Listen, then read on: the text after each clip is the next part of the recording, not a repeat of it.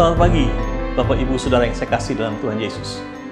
Selamat berjumpa kembali dalam khotbah saya pagi hari ini.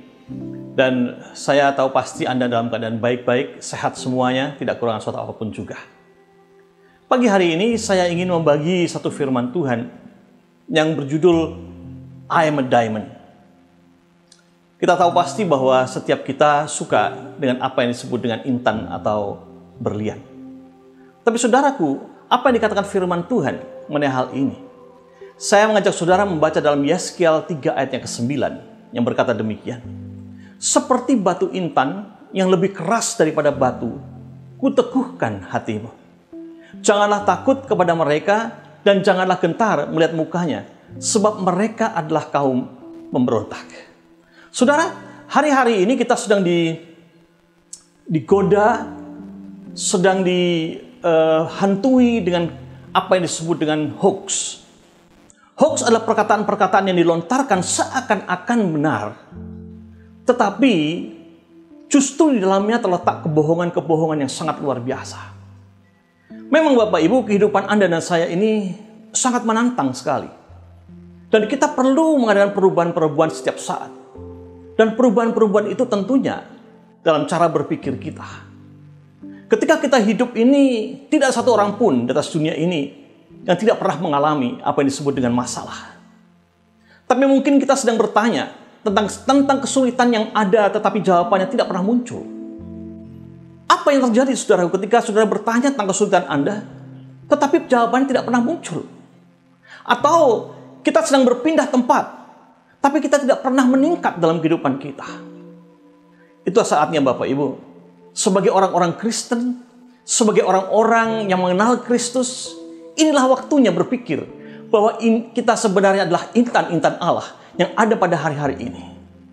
Bapak Ibu, di dalam satu buku yang berjudul I'm a Diamond, penulis mengatakan bahwa kita ini menjadi orang-orang yang benar-benar menjadi intan-intannya Allah, berlian-berliannya Allah.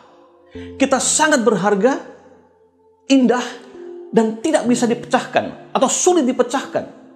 Seperti satu butir berlian yang begitu kerasnya. Untuk itulah saudaraku, saya ingin berkata pada kita semuanya, kita harus menjadi orang-orang yang mengerti bahwa kita ini adalah permata-permata Allah, berlian-berlian Allah, dan kita sangat berharga di hadapan Tuhan. Saya ingin membawa saudara dalam satu kisah yang terjadi tahun 1836. Seorang yang bernama Ali Hafed, seorang petani yang ada di Afrika Selatan. Dia punya ladang yang luas dan dia hidup di tengah-tengah ladangnya. Dia punya lembu, dia punya bajak, dan dia punya rumah yang sederhana yang dia tempati. Tetapi saudaraku, Ali Hafed hidup dengan sangat-sangat puas dengan hidupnya. Dia merasakan bahwa dia cukup dengan apa yang dia dapatkan hari itu. Tetapi tiba-tiba ada seorang asing yang datang kepada dia dan bercerita kepada Ali Hafed bahwa di India sana ada tambang-tambang intan yang luar biasa. Dan semua orang datang ke sana untuk mengambil. Dan ketika intan itu yang sebesar bongkahan batu, harganya sangat-sangat mahal. Ali Hafed mulai terkena dengan apa yang dikatakan oleh orang asing ini. Dia berpikir, kalau aku begini-begini saja, hidupku puas-puas saja, sepertinya aku tidak pernah meningkat dalam hidupku ini. Seandainya aku ini berada di India sana, dan aku mulai mendapatkan tambang intan seperti itu, maka saya tahu pasti hidupku akan berubah. Hidupku akan lebih baik daripada hari ini. Apa yang dilakukan Ali Hafed pada saat itu? Dia terkena godaan daripada orang asing ini. Dia lalu menjual ladangnya. Semuanya dijual. Termasuk lembunya, termasuk bajaknya, termasuk rumahnya dijual. Dari hasil penjualan itu, dia memberikannya pada istri dan anaknya untuk membeli rumah yang lebih sederhana daripada itu, supaya mereka tinggal. Lalu dia pamit dengan istrinya, dia pamit dengan anaknya yang berkata, biarlah aku pergi ke India. Aku akan mencari tambang intan itu. Dan aku tahu pasti ketika aku menemukannya, aku akan kembali bawa uang yang banyak. dan aku akan menjadi orang yang sangat kaya di tempat ini, dan engkau semuanya akan bahagia. Bapak Ibu, ini merupakan sesuatu pemikiran dari orang yang merasa dirinya kurang puas dengan apa yang dia punyai. Bukankah saudaraku, orang yang paling kaya di dunia ini bukan orang-orang yang mempunyai triliunan rupiah dalam bank account-nya, dalam tabungannya, tapi justru orang-orang yang merasa puas dengan apa yang dia punyai hari ini. Mereka orang-orang kaya. Maka Ali Hafed pergi, dia mengembara, mencari intan itu, pergi ke India, dan dia mulai mencari. Tetapi saudaraku, dia tidak menemukan hal itu. Tidak menemukan tambang itu. Dia pergi mengembara lagi, tidak menemukan apa-apa. Akhirnya dia pergi sampai kepada Eropa. Dan tertamparlah dia di Spanyol. Dan di Spanyol itulah saudaraku, dia mencari. Tapi saudara, dia merasa orang yang paling kecewa karena dia tidak mendapatkan apa-apa. Dalam kekecewaan yang sangat dalam, Ali Hafed akhirnya memutuskan supaya dia dapat terlepas daripada kekecewaannya. Dan dia akhirnya menceburkan dirinya di dalam laut yang bergelora, dan akhirnya dia mati dengan bunuh diri. Bapak Ibu, dengar baik-baik apa yang saya katakan. Mari kita belajar dari apa yang dipikirkan oleh Ali Hafed. Sebelum Ali Hafed menjual tanahnya, ia tidak pernah berpikir bahwa intan itu sebenarnya ada di ladangnya. Dia berpikir kekayaan itu ada di luar. Karena apa Bapak Ibu? Ketika yang membeli rumah itu, dalam rumah yang sama, dengan bajak yang sama, dengan lembu-lembu yang sama, dia membajak tanah. Tapi saudaraku, ketika suatu saat dia melihat ada bongkahan-bongkahan batu yang berwarna hitam, dia pikir, kotor sekali ladangku ini. Dan dia mulai menyingkirkan semuanya itu ke samping. Tapi suatu saat Bapak Ibu, dia menemukan satu bongkah batu. Dia dilihat sangat berkilauan. Diambilnya batu itu. Dan ketika dia melihat seperti ada sinar, seperti rainbow, seperti biang lala, yang begitu bersinar. Dan dia katakan demikian, biarlah ini menjadi perhiasan bagi aku, dan aku taruhkan di atas tempat perapianku. Ditaruhkannya di sana. Tapi suatu hari, saudaraku, pendeta dari gereja di mana dia beribadah datang ke rumahnya. Dan pendetanya melihat, luar biasa dia melihat bongkahan batu yang ada di atas perapiannya. Dia berkata pada Ali Hafed, Ali Hafed, apakah itu? Ali Hafed berkata, ini hanya sebagian dari kotoran-kotoran yang aku ambil dari ladangku. Lalu pendeta itu datang dan dia melihat batu itu. Dan dia berkata, dengar, apa yang kau punyai ini adalah berlian yang masih mentah. Dan ini kalau tangan seorang ahli, dia akan berharga sangat-sangat mahal. Orang ini menjadi kaget mendengarkan hal itu. Dan akhirnya Bapak Ibu, dia pergi ke seorang ahli dan dites bagaimana sebenarnya itu. Dan ternyata itulah batu berlian yang terbesar yang pernah ditemukan. Dan pada tahun 1836, berlian itu dijual dengan harga $275.000 pada saat itu. Sangat-sangat mahal. Bapak Ibu kasih dalam Tuhan, sekali lagi saya ingin katakan, sebelum Ali Hafed menjual tanahnya, ia tidak pernah berpikir bahwa intan itu sebenarnya ada di ladangnya. Dia berpikir kekayaan itu ada di luar sana. Makanya Bapak Ibu, lihatlah sekelilingmu lebih dulu sebelum engkau melompat ke tempat lain. Bukankah seringkali kita mendengarkan pepatah, mengharap burung terbang tinggi, punah di tangan, dilepaskan. Belum mendapatkan apa-apa, dia sudah mulai berpindah dan pada akhirnya dia tidak tahu bahwa tempat di mana dia berada, justru itu adalah tempat di mana dia mempunyai harta karun yang sangat luar biasa. Saya teringat akan satu kisah dalam Alkitab, dalam Lukas pasal 15, tentang anak yang hilang. Anak itu mungkin tergoda dengan perkataan-perkataan temannya. Coba engkau pikirkan, hei temanku, Bukankah di luar sana engkau bisa dapatkan kebahagiaan? Bukankah di luar sana engkau mendapatkan berfoya-foya dengan teman-temanmu yang lain? Buat apa kau tinggal di rumah bapamu? Karena tergoda oleh perkataan-perkataan hoax seperti ini, Bapak Ibu. Anak ini datang kepada bapaknya berkata, berikan aku warisanku. Berikan warisanku. Akhirnya diberikan warisannya. Tapi saudara, ketika dia kehabisan uang karena dia berfoya-foya, dia menghabiskan semuanya dengan mungkin dengan minum wanita-wanita dan lain-lainnya. Dan pada akhirnya dia mendarat di kandang babi dan harus makan makanan babi itu. Bapak Ibu, akhir kisah ini menunjukkan satu hal.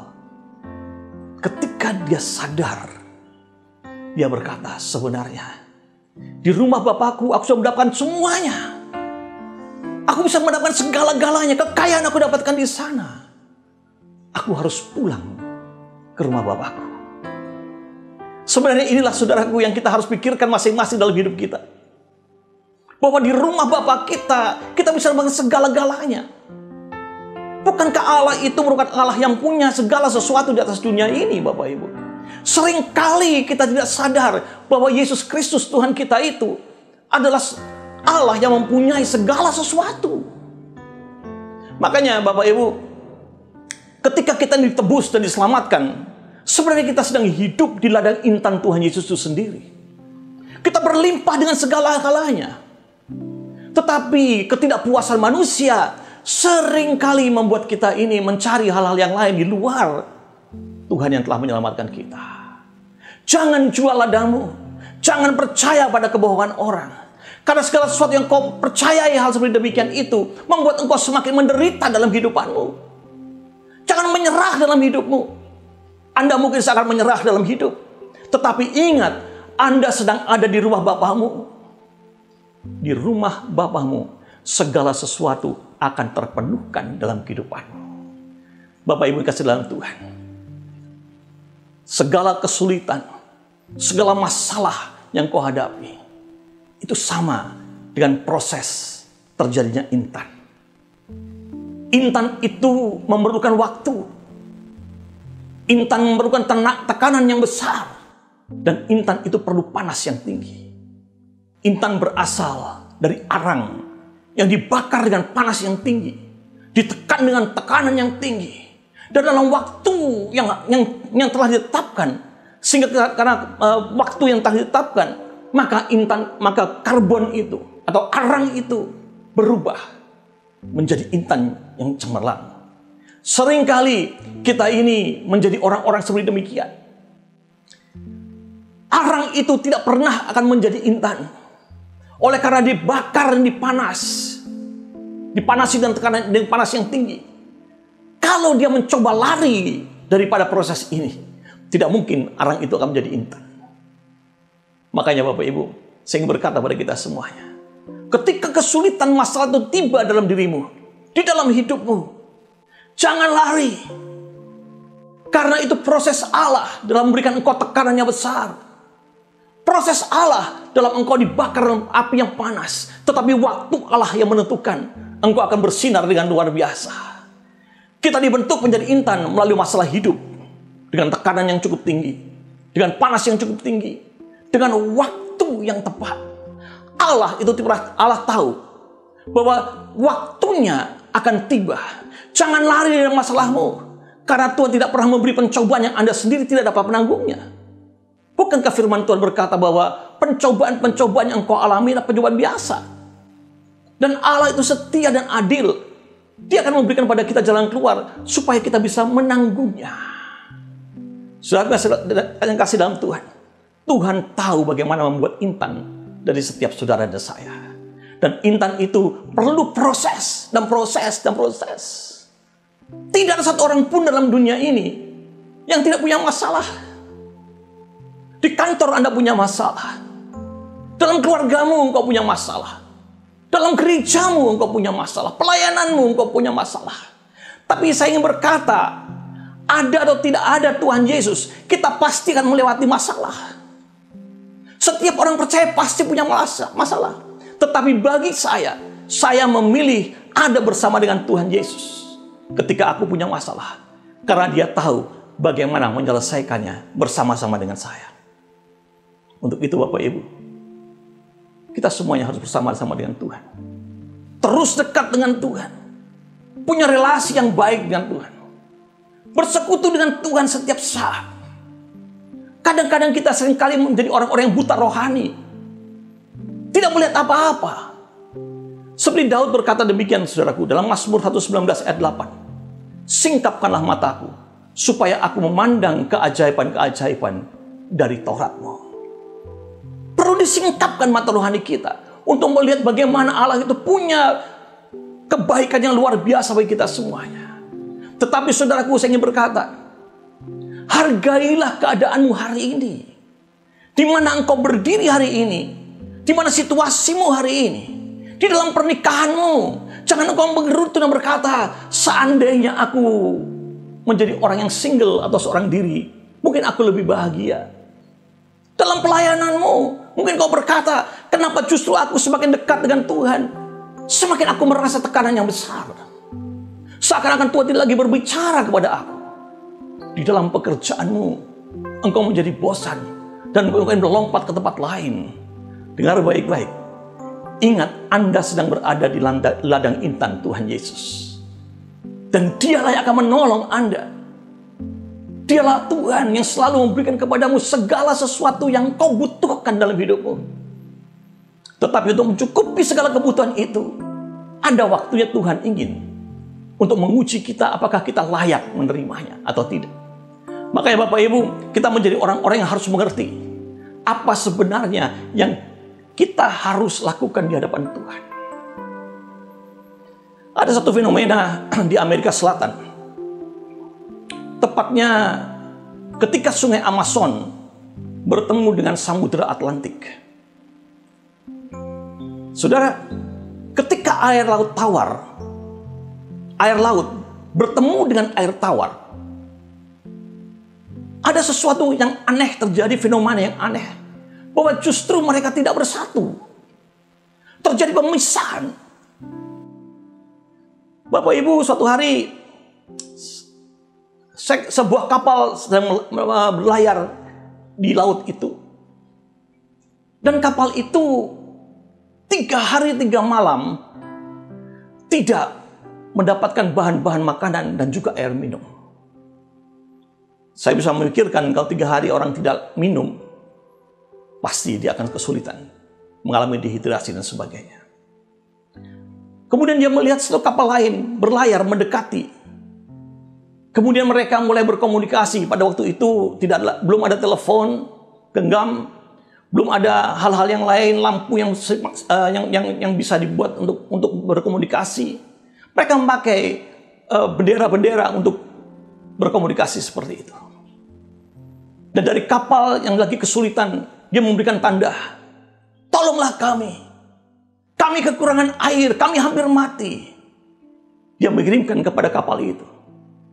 Dan kapal itu membalas, berkata demikian, turunkan timbamu. Si kapten dari kapal itu tidak mengerti.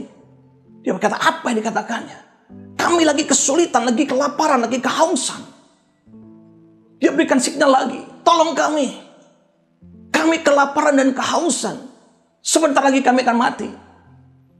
Kapal yang lain, dia menjawab, turunkan timbamu.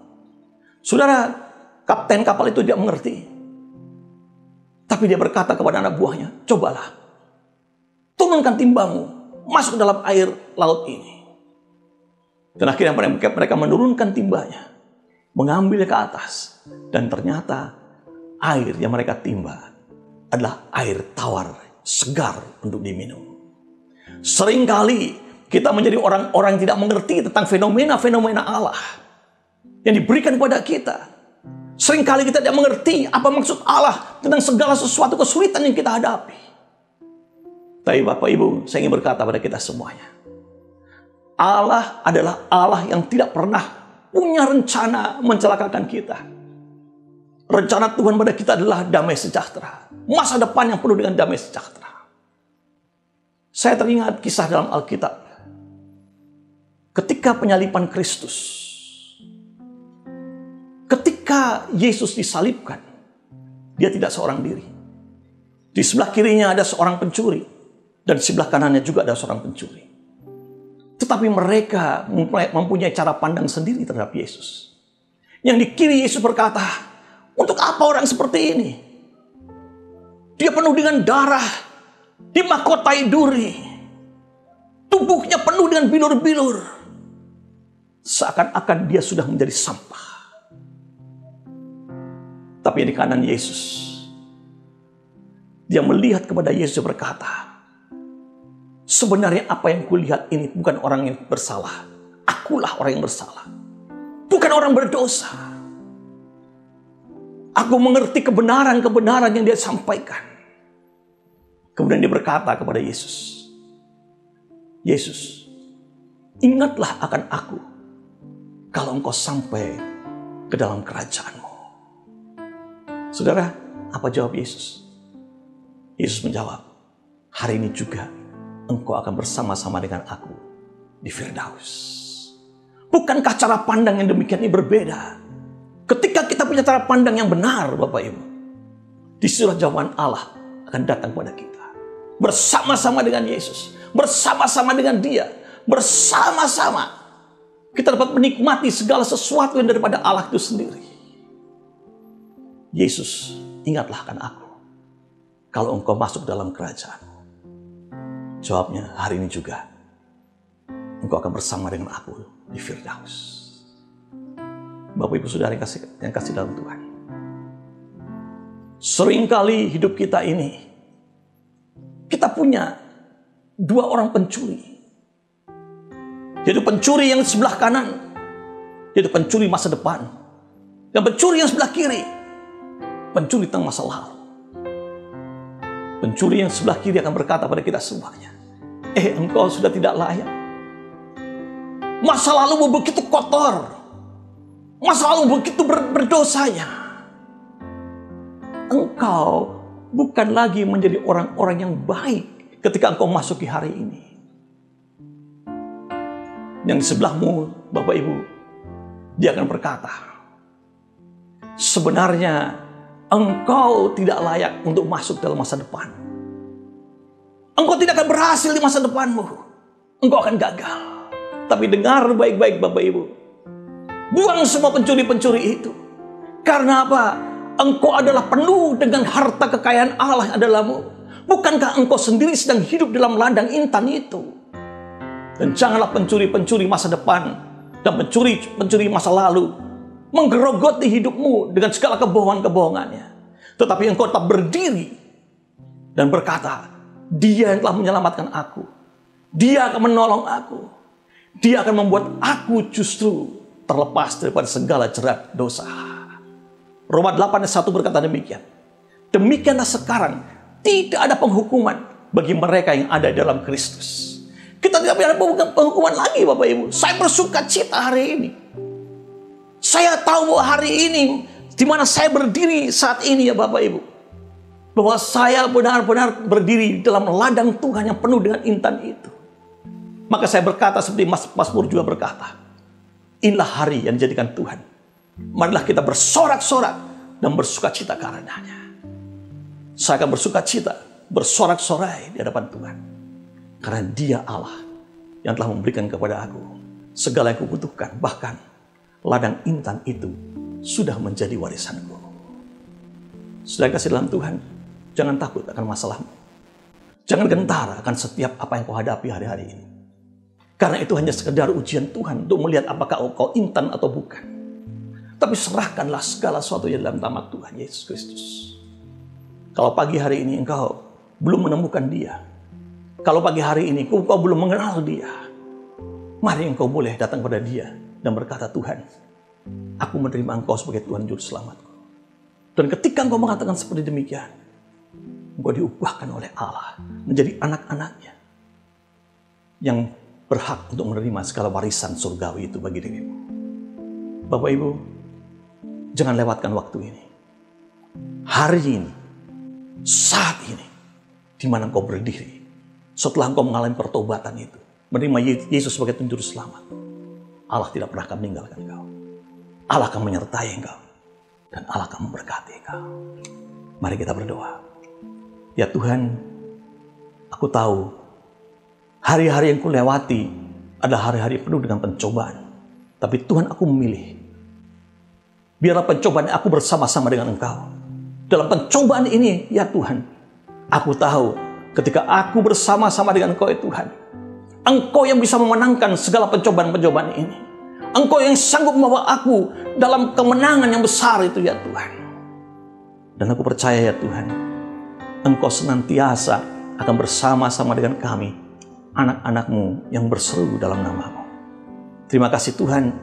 Hamba juga berdoa bagi mereka-mereka yang saat ini dalam keadaan sulit, dalam keadaan tertekan, dalam keadaan pencobaan-pencobaan hidup, baik dalam pernikahannya, baik dalam pelayanannya, dalam pekerjaannya, Tuhan. Hamba percaya Tuhan, Engkau Allah yang setia. Engkau Allah yang akan menolong mereka, ya Bapa. Dan Engkau juga Allah yang akan membawa mereka dalam kemenangan itu.